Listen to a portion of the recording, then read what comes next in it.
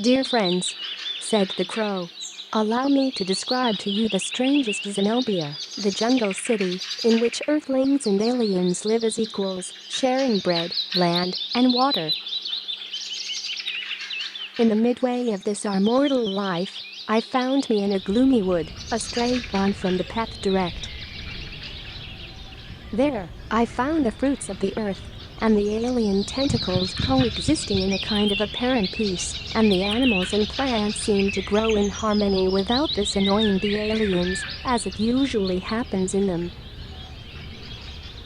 Aliens and all kinds of earthlings seemed to cohabit freely in a kind of voluntary association of beings.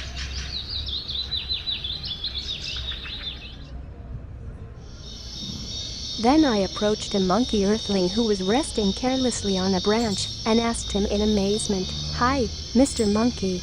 Could you help me understand what a strange place this is, which I myself mistook for a jungle, and yet is occupied by aliens?" The monkey seemed to find my question very amusing. "You have reached Zenobia, the jungle city," he said as he lazily got up. "Here earthlings and aliens respect each other and share the urban space." Then he got up, jumped to a nearby branch and turned to me. "Follow me," he said. "I'll be your guide."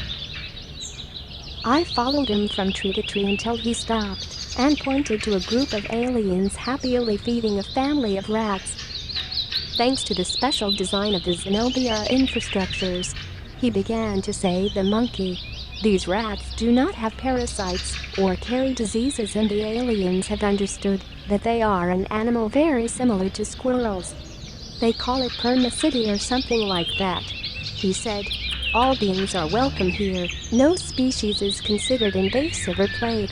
In Zenobia, every living thing is accepted as a legitimate inhabitant of the city. Everyone finds a positive role in an unstable equilibrium that is in a continuous state of change."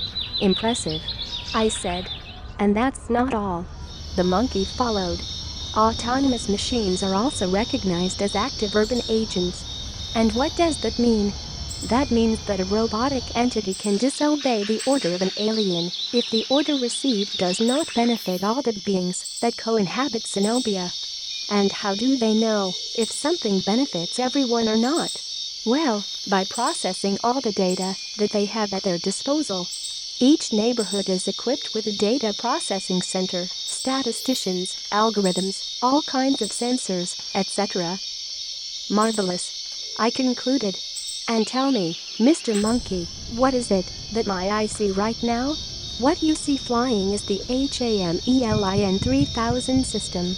When rodents in the family Murity outnumber what predators can maintain in a positive, disease-free balance, rodent harvesting mechanisms are activated.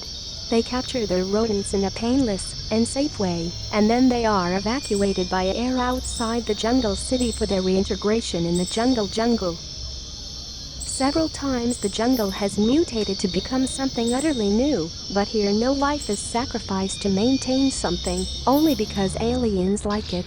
Recently, a type of bird generated chain reactions that ended in the proliferation of fungi that withered 90% of the vegetation of an entire neighborhood, and now in that place, totally different vegetation has grown naturally, and thanks to that fungi.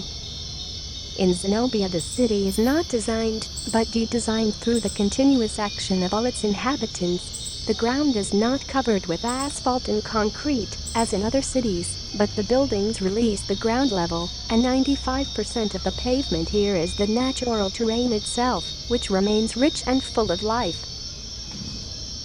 And this is, my friends, everything I can tell you about that wonderful city, Zenobia, whose location I cannot remember, but I hope that one day you can all see it with your own eyes.